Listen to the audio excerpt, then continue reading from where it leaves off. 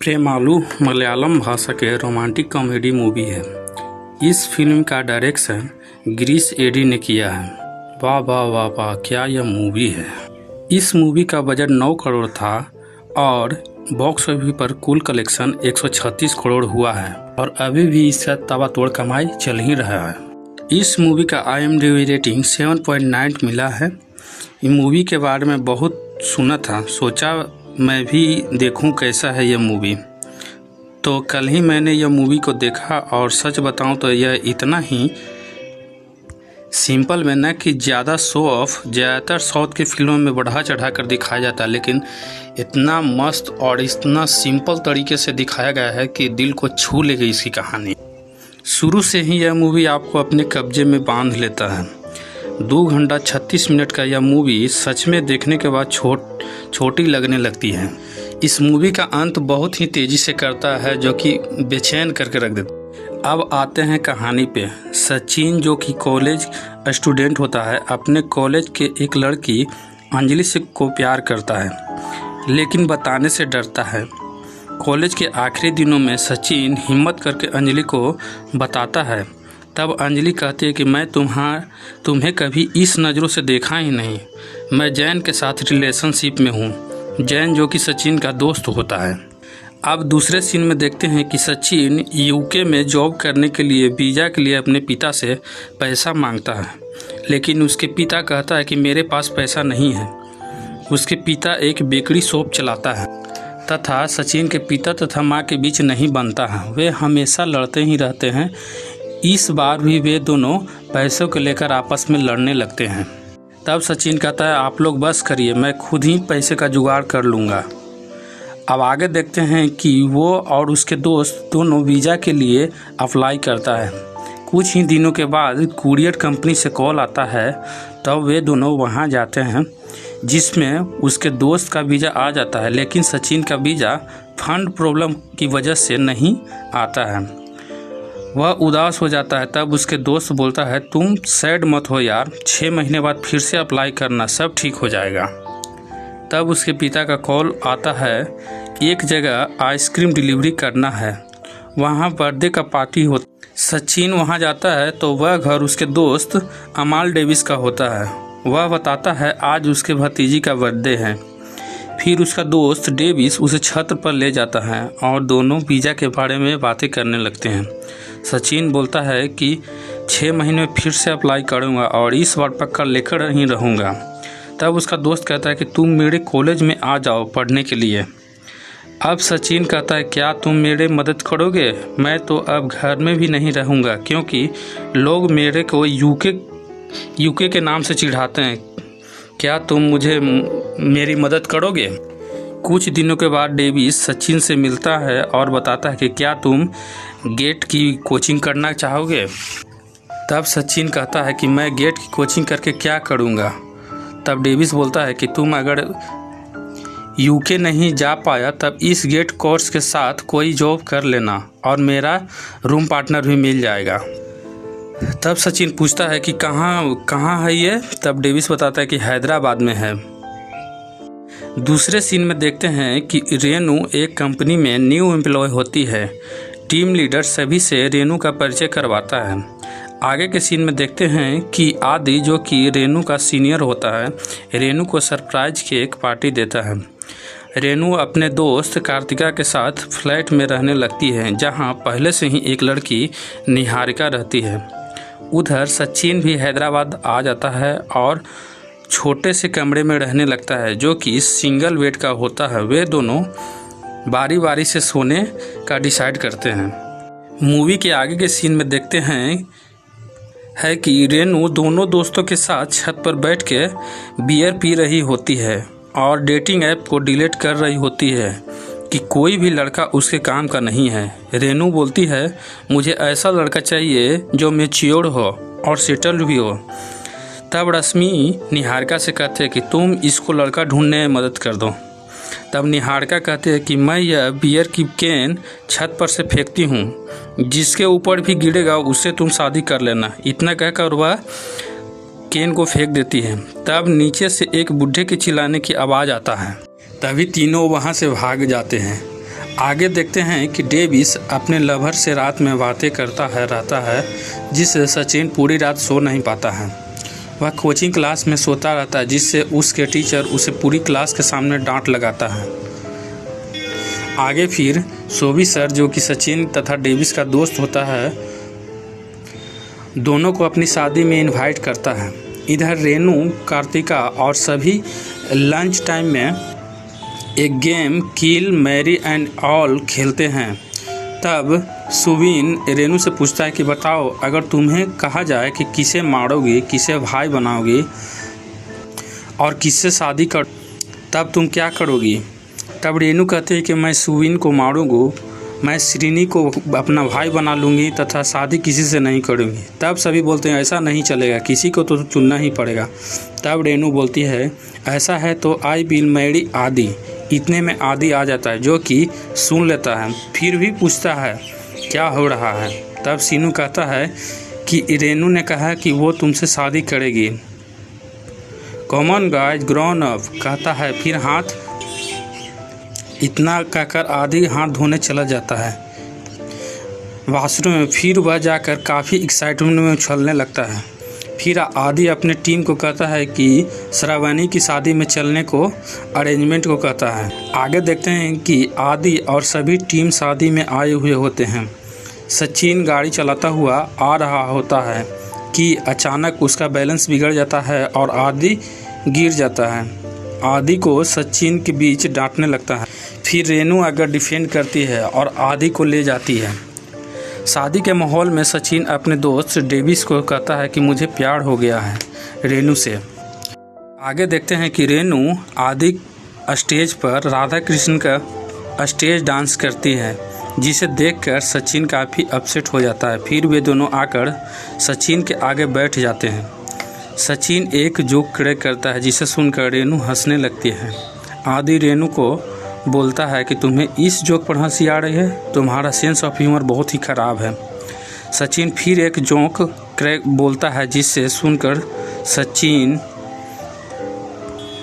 रेनू और कृतिका फिर से हंसने लगती है। फिर आदि अपसेट होकर अपने मोबाइल में जोक सर्च करता है और बोलता है, पर वे लोग उस पर कोई ख़ास रिस्पॉन्स नहीं करती हैं। उस रात वे लोग आपस में बातें करते रहते हैं। इतने में डेविस बोलता है कि ये हैदराबाद छोड़कर चेन्नई जा रहा है। तब रेनू बोलती है, लेकिन क्यों, तुम्हारे गेट कोचिंग का क्या होगा? तब सचिन बोलता है कि गेट कोचिंग बहुत ही बेकार है, मैं चेन्नई जाकर कोई जॉब कर लूँगा। तब रेनू बोलती है, ऐसा है तो तुम हैदराबाद में ही रहकर कोई जॉब कर सकते हो। तब सचिन कहता है कि मेरे सारे दोस्त चेन्नई रहता है और मुझे हैदराबाद रहने का कोई कारण भी नहीं है। तब रेनू कहती है कि अगर यहाँ रुकने का कोई कारण नहीं है तो तुम चले जाओ। उधर शादी में आदि और रेनू के बीच नोक झोंक को देखकर सचिन अपसेट हो जाता है और शादी के अगले दिन दोनों जाने को होते हैं। सचिन कहता है कि यह चैप्टर ख़त्म हुआ।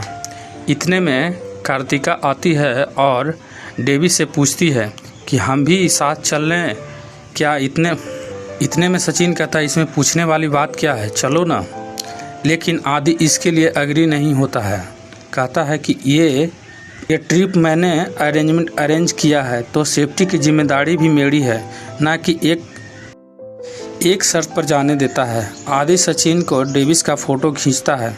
थोड़ी दूर जाने पर रेनू गाड़ी चलाने को कहती है। तब गाड़ी को रेनू चलाती है। जब हैदराबाद अपने घर पहुंचते हैं तब वे दोनों काफ़ी खुश होती है और बोलती है कि वे दोनों कितने मजाकिया हैं, सफ़र कब ख़त्म हुआ पता ही नहीं चला। इधर डेविस सचिन को बोलता है कि आदि और रेनू दोनों कपल हैं। सचिन कहता है कि कैसे?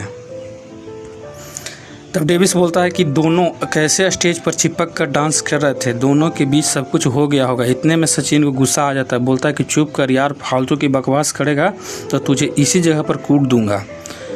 अब मैं चेन्नई नहीं जाऊंगा, पहले इस मामले को सुलझाना है। फिर सचिन डेविस के कजन के चिकन शॉप में काम करने लगता है। फिर डेविस कार्तिका को मैसेज करके रेंट पर किराए पर एक कमरा के लिए पूछता है। कार्तिका रेंट पर एक कमरा दिलवा देती है। इधर आदि सभी गर्ल्स टीम को पेपर स्प्रे देता है सेफ्टी के लिए। कहता है कि जिससे भी इनसिक्योर फील हो उसके आंखों पर इसे डाल देना। डेविस कार्तिका को फ़ोन करती है और वह बताती है कि वे नए रूम में सेटल हो गए हैं। फिर वह छत पर से एक दूसरे को इशारा करते हैं और हेलो करते हैं। फिर उसे चाय पर इनवाइट करते हैं। कार्तिका पूछती है, सचिन तुम तो चेन्नई जाने वाले थे, क्या हुआ? तब सचिन कहता है कि मैं यहीं TFC में जॉब कर ज्वाइन कर लिया हूँ, इसके कज़न के चिकन शॉप में। फिर डेविस पूछता है, तुम लोग इस संडे फ्री तो हो, हम लोग पब चले क्या? वे दोनों अग्री हो जाती है।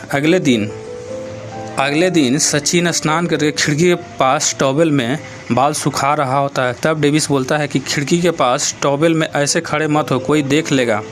अच्छा, तो क्या लोग बाइनोक्यूलर लेकर खिड़की के सामने खड़े रहते हैं? तो ठीक है, अपना टॉवेल भी हटा देता है। इधर रेनू बाइनोक्यूलर से ये सभी नज़ारे देख लेती है। फिर नाइट में वे लोग पब जाते हैं। पब में फिर डेविस कार्तिका को बता देता है कि सचिन रेनू को प्यार करता है। तब कार्तिका कहती है कि रेनू को ऐसा लड़का चाहिए जो मैच्योर और सेटल्ड हो। और खुद तुम देखो, पहले यूके जाने वाले थे और अब चेन्नई में हो। तुम्हें अपने कैरियर पर ध्यान देनी चाहिए, लड़की तो तुम्हें मिल ही जाएगी। फिर कार्तिका कहती है, हमारे ऑफिस में एक लड़का है, अगले 6 महीनों में वे उसे डेट भी करने लग जाएंगे। आदि के बारे में बोलती है, तुम तो शक्ल से ही लूजर दिखते हो। इतना सुनने के बाद सचिन बहुत सारा शराब पीकर वहाँ गिर जाता है। आगे रेनू प्रोविज़न पीरियड ख़त्म होकर फुल टाइम एम्प्लॉय होने के खुशी में रेनू सभी को ट्रीटमेंट देने के लिए सचिन के TFC से बर्गर ऑर्डर करती है। ऑर्डर लाने के बाद रेनू को आदि का कॉल आता है। फिर बात करने के बाद सचिन रेनू से कहता है कि आदि रेनू का बॉयफ्रेंड है। तब रेनू मुस्कुरा कर कहती है, तुम्हें क्या लगता है? सचिन कहता है, मुझे लगता है कि तुम दोनों अच्छे कपल हो।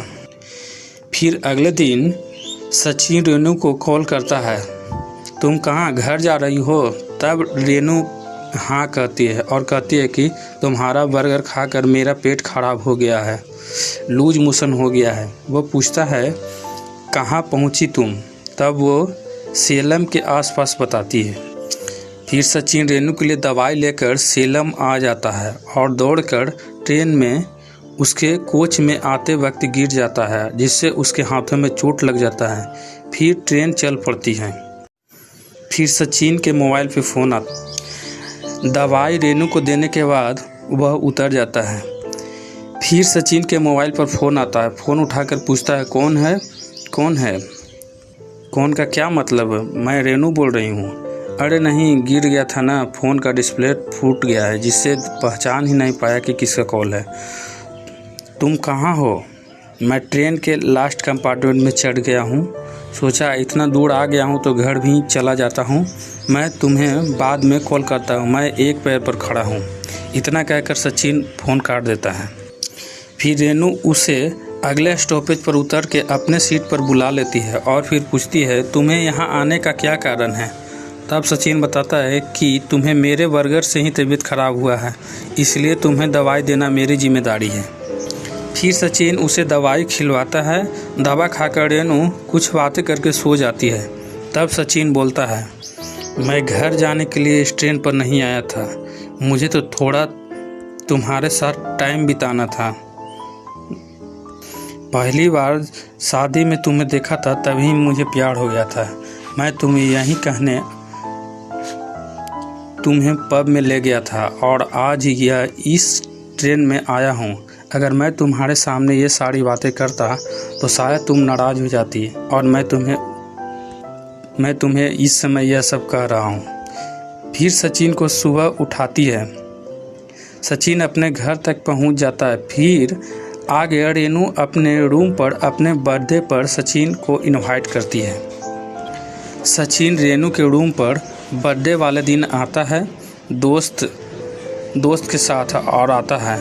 वहाँ आदि को देखकर, एक दूसरे को देखकर दोनों शौक हो जाते हैं। फिर सचिन रेनू को एक गिफ्ट देता है। रेनू इसे देखकर काफ़ी खुश हो जाती है। जाते वक्त कार्तिका आदि से कहती है कि तुम रेनू को गिफ्ट नहीं दोगे क्या? तब आदि अपने पॉकेट से 10 का नोट निकाल कर देता है। यह देखकर डेविस तथा आदि हंसने लगते हैं। तब रेनू इस नोट को देखकर कहती है, वाओ, इसका सीरियल नंबर मेरे डेट ऑफ बर्थ से मैच करता है। वह काफ़ी खुश हो जाती है। वह आदि के गले लग जाती है। यह देखकर सचिन काफ़ी अपसेट और परेशान हो जाता है। आगे के सीन में देखते हैं कि रेनू के ऑफिस से हैदराबाद ट्रिप ऑर्गेनाइज होता है, जिसमें रेनू के माता पिता, सचिन, डेविस, ऑफिस के टीम आदि होते हैं। वहाँ उस ट्रिप पर सचिन आदि एक दूसरे को खिंचाई करते रहते हैं तथा दोनों रेनू को इम्प्रेस करने के अपने अपने तरीके आजमाते रहते हैं।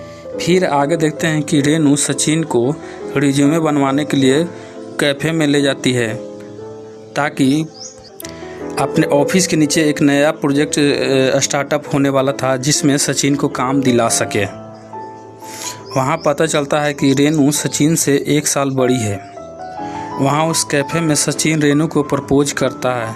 वहाँ रेनू न कर देती है। सीधे इनकार करने के बाद सचिन काफ़ी गुस्से से वहाँ से चला जाता है। ऑफिस में ट्रिप से आने के बाद आदि रेनू से काफ़ी एंग्री बिहेव करने लगता है। आगे देखते हैं कि रेनू सचिन के शॉप पर आती है और कहती है, कंपनी के कॉल क्यों नहीं उठा रहे हो तुम? मेरे भी फ़ोन क्यों नहीं उठा रहे हो? तब सचिन कहता है कि मैं किसी के एहसान की नौकरी नहीं करना चाहता हूँ। शाम को रेनू सचिन का शॉप के बाहर इंतज़ार करती है। सचिन से मिलने के बाद रेनू कहती है कि मैं तुम्हारे साथ जो कर रही थी वो नॉर्मल था, लेकिन तुम ही गलत समझ लिए। अच्छा हुआ कि हम लोग बात न करें। हम लोग मिलना भी बंद कर देते हैं। जब बहुत ज़रूरी काम होगा तभी हम बात करेंगे। फिर वहाँ सचिन रेनू को कहता है, I really love you. Sachin, अब बहुत हुआ। मैं तुम्हारे दिल नहीं तोड़ना चाहती, इसलिए अब यहीं रुक जाते हैं। तब सचिन अपना सिम निकालकर मोबाइल रेनू को देकर चला जाता है। यह मोबाइल रेनू ही उसे दिया होता है जब ट्रेन में सचिन का मोबाइल टूट जाता है। रूम पर आने के बाद सचिन फूट कर रोने लगता है। मैं कभी एक तरफा प्यार नहीं करूँगा। उस दिन शादी के बाद मुझे चेन्नई चले जाना चाहिए था। फिर अगले दिन रेनू सचिन के रूम पर आती है फ़ोन लौटाने के लिए। तब डेविस कहता है कि वह तो चेन्नई चला गया है। रेनू कहती है, मुझे बताया तक नहीं। डेविस बोलता है, तुम्हें बताकर क्यों जाएगा? उसने बताया कि तुम तो उससे बात तक नहीं करना चाहती हो। तुम कैसे उसके मुंह पर डायरेक्टली रिजेक्ट कर सकती हो? रेनू बोलती कि मैं उसे हर्ट नहीं करना चाहती थी। चेन्नई आकर सचिन पार्ट टाइम जॉब करने लगता है। रेनू कई बार सचिन को कॉल करती है, मगर सचिन उसे उठाता नहीं है। तब रेनू मैसेज करती है, जब तुम फ्री हो जाओ तब कॉल करना। उसके बाद वह रोने लगती है। आगे के सीन में निहारिका सचिन को कॉल करके फंक्शन के लिए हैदराबाद बुलाती है, मगर वो मना कर देता है। आगे फंक्शन वाली रात सचिन डेविस के साथ फंक्शन में आता है। वहाँ वो तथा रेनू एक दूसरे को देखते हैं। तब रेनू उसके पास आती है और कहती है, तुम चेन्नई से आ रहे हो क्या? सचिन कहता है, नहीं, मैं घर से आ रहा हूँ। वहाँ मेरा वीज़ा आ गया है। मैं यूके चला जाऊँगा। कब? रेनू कहती है, कल जा रहा हूँ। तुम यहीं से चले जाओगे क्या? हाँ, मेरा यहाँ कुछ सामान था, उसे लेकर यहाँ से चला जाऊँगा। रेनू पूछती है कि कुछ दिन पहले मैं तुम्हें कॉल किया था, मैसेज भी किया था, लेकिन तुमने रिप्लाई नहीं किया। मैं तुम्हें रिस्पॉन्ड क्यों करूं? रेनू, मैं थक चुका हूं। मैसेज पढ़ा कि नहीं? सिंगल टिक का डबल टिक हुआ कि नहीं? डबल टिक का ब्लू टिक हुआ कि नहीं? मैं थक चुका हूँ। आगे वहाँ आदि तथा सचिन के बीच बहस होने लगता है। फिर सचिन कहता है, मैं प्यार करने लगा था रेनू से, मैंने इसे बता दिया था पर उसने रिजेक्ट कर दिया था। तुम्हारे इतनी हिम्मत, तुमने उसे प्रपोज किया तो और क्या करता, तुम्हारे तरह बेस्टी बनकर घूमता रहता वो। मुझे तो नहीं मिली और अब तुम्हें भी अब नहीं मिलेगी। वहाँ आदि रेनू से कहता है, do you love me? No, सीधा जवाब दे देती है। यह सुनकर दोनों हंसने लगते हैं। फिर से आदि कहता है, लगता है तुमने मेरा सवाल ठीक से सुना नहीं। समझ गए, मैं तुमसे प्यार नहीं करती, रेनू सीधा बोल देती है।